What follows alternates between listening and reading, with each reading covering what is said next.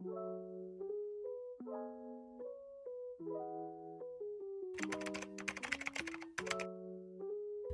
word theory is derived from the Greek verb theoria, which in a historical context means to observe, consider, or investigate, and more often relates to speculative thought.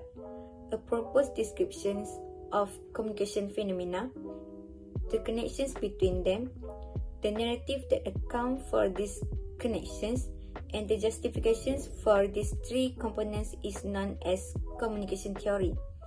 Persuasive communication is one sort of communication theory. Persuasive communication is a mass communication theory that deals with messages aimed at subtly changing the attitudes of the receiver. There are different types of persuasive communication, including persuasive public and mass communication, persuasive group communications, and persuasive intrapersonal communication.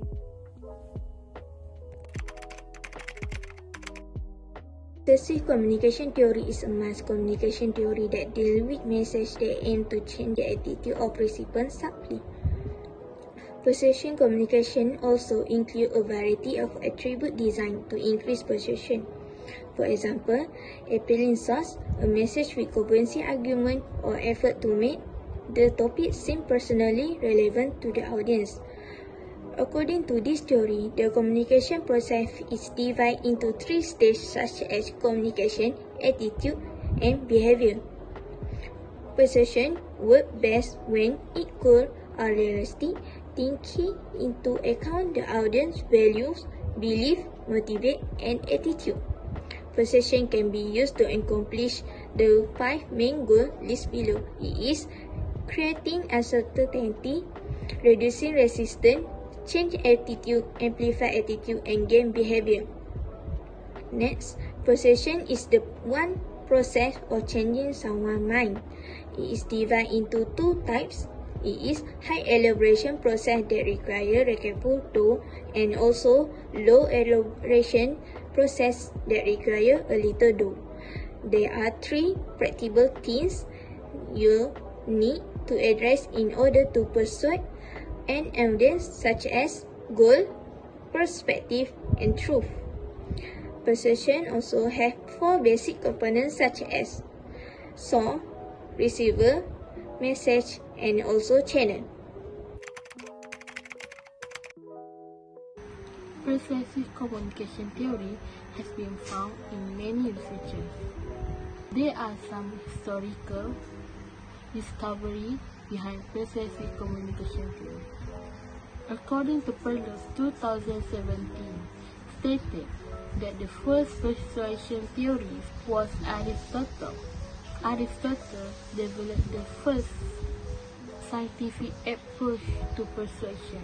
According to Gordon, 2022, said that the concept of persuasion originated with studies in 1940s and 1950s aimed at defining the optimal persuasive effectiveness of propaganda. Researchers on persuasion theory turn their focus to the audience and the content of messages. Mr. Hoffler was attributed with undertaking the first systematic research project on learning and attitude change, and he found the persuasion theory during his studies back in 1940s and 1950s. What is characteristic of persuasive communication?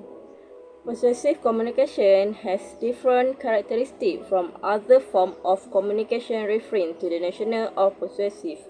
That characteristics of persuasive communication are using words that invite or persuade.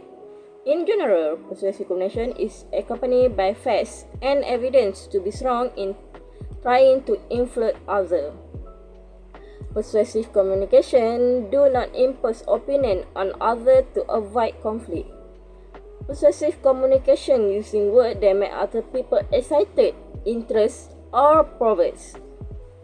Persuasive statements are usually used in advertising language, slogan, appeal, and so on. Persuasive also has a red complete variety. The division can be seen from demographic characteristic, gender, job level, ethnicity to lifestyle.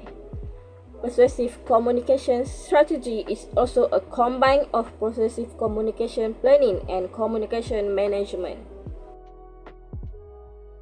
Type of persuasive communication. Number 1 is intrapersonal persuasive communication. Intrapersonal communication involves reflecting thinking or internal vocalization. Persuasive intrapersonal communication happens when you try to convince yourself to do something. If you ever be on the edge of the diving board and try to persuade yourself to jump, you will practice persuasive intrapersonal communication. Another time when you may have used persuasive intrapersonal communication, if you were dealing with a stressful situation and use self-talk to calm yourself down. Number 2 is interpersonal persuasive communication. Interpersonal communication is communication between two people who already possess a close bond. Persuasive interpersonal communication involves the use of persuasive technique between these people. Have you ever begged your mother to let you stay out late night? Guess what? You will practice persuasive interpersonal communication. Since persuasive interpersonal communication echo between two people, it can use more element of communication than intrapersonal communication. Persuasive interpersonal communication can include persuasive reading and visual as well as convocation speech. Number 3 is group persuasive communication. Group communication echo between individuals who may not have a close established bond. This type of communication also happens in a larger setting where more than two people are present.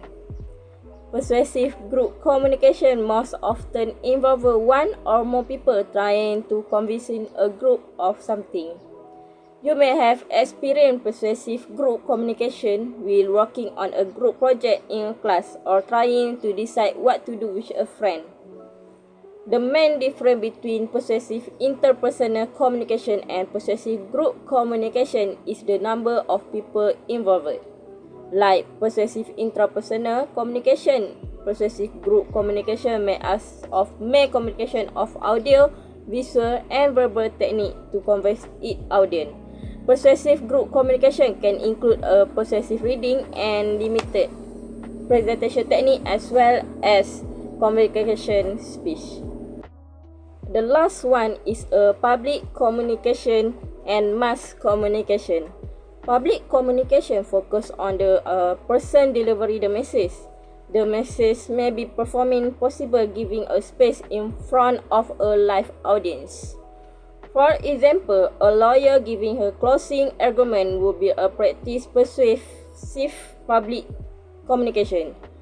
A mass communication is a public communication that is transmitted through a media to a large of audience. Wide distribution of persuasive reading material, advertising, newscasts, and a radio program all fall into a category of persuasive mass communication. Next, psychological and persuasive communication theory. Firstly, attitude. Attitude is psychological construct, a mental and emotional entity that inherits or characterizes a person's attitude to approach to do something and their personal view on it. This is because attitudes are often the result of experience or upbringing. They can have a powerful influence over behavior and affect how people in various situations. This can include people, issues, objects, and events. For example, attitude to a recycling. Second, value. Value refers to an individual perception of the usefulness, importance, or worth of something. Value as a general concept are ambiguous and tend to be very lofty ideas. What we value in life motivates us to engage in a range of behavior. For example, if someone values technology, they are more likely to seek out new technology or software on our own. On the contrary, if someone does not value technology, they are less likely to seek new technology or software. Lastly, belief. Belief defined as conviction that things held in mind are true. This is because beliefs are an essential foundation of attitude and behavior, but they can be complicated to change. For example, suppose one believes the sky is blue. In that case, that belief could either be positively evaluated or that belief could be negatively evaluated. Art of persuasion. Ethos. Aristotle defined that a speaker needs to have an ethos in their persuasion. Ethos is a nature of the communicator or a speaker. There are several examples of using ethos in persuasion. A speaker or communicator needs to be a good person, analyze your audience, and use the language familiar to your audience and receiver. A speaker wants to address someone who is older and lives the countryside. The speaker needs to use low and easy language so that the context of the message is successfully delivered. Logos. Logos, based on Greek term, is a logic.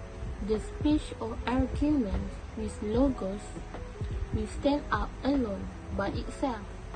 The speaker uses facts, statistics from experts and sources during speech.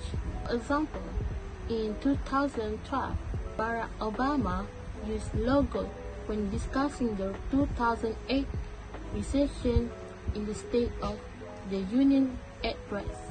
Pathos. Pathos is the speaker's way of delivering a speech. Word choice also leads to pathos, which adds emotional emphasis. A speaker or communicator also can add sensory words in his speech. The use of pathos in speech can have psychological effects to the audience.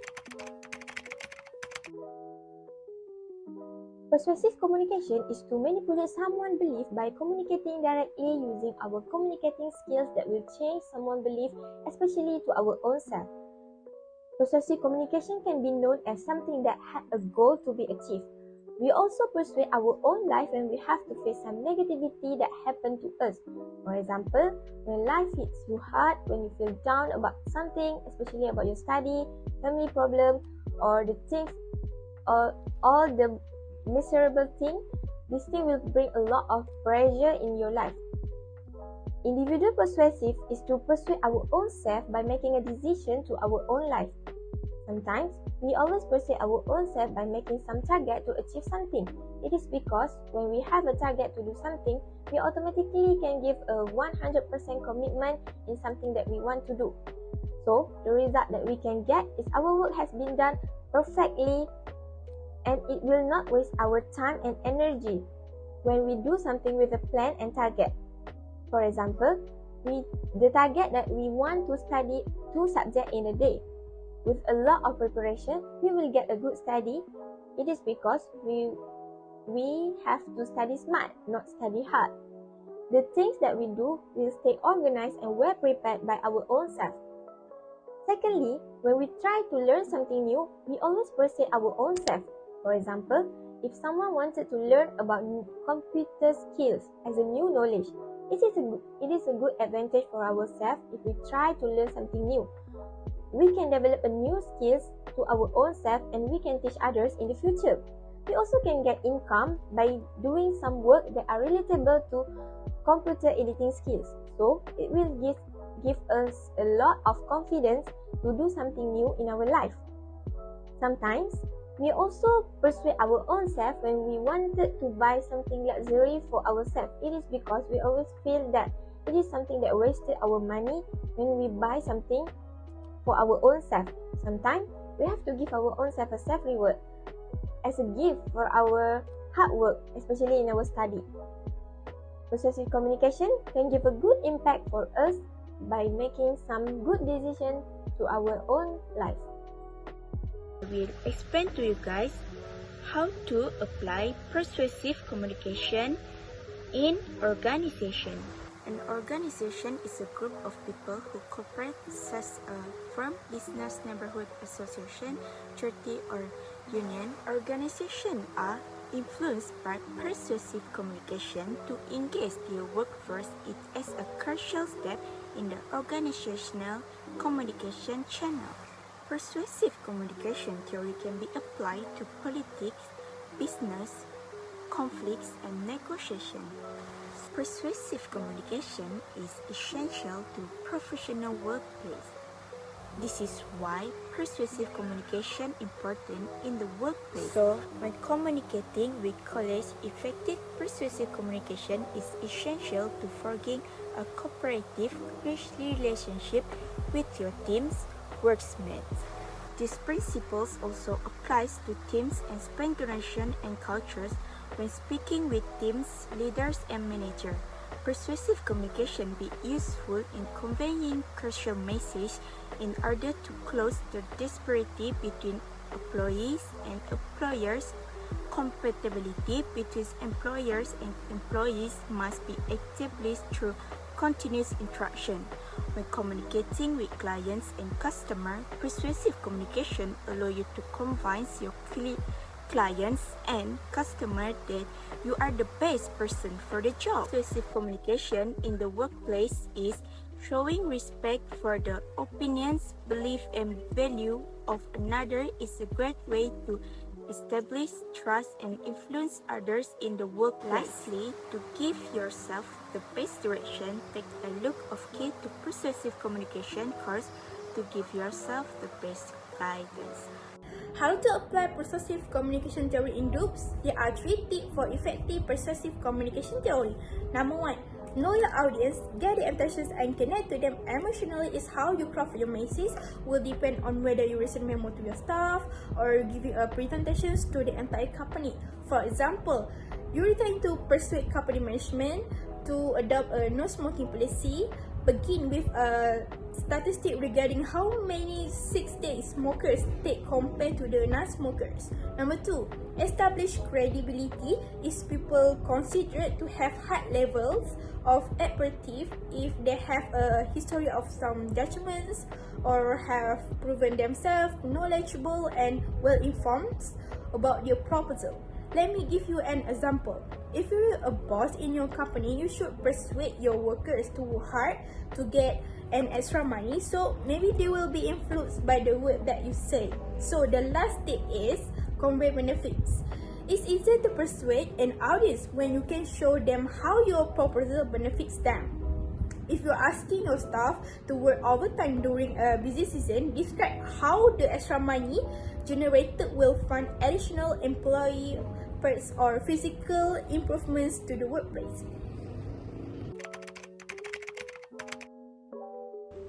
In conclusion, persuasive is ubiquitous or ever present in our daily life. It is important, therefore, that we not only improve our critical listening skill, but that we also become more effective in making our own persuasive argument. Likely to improve communication because once the rule of successful persuasive are learned, they fit any speaker because they are similar, and one does not have to appear obvious to listener that they are an effective persuader.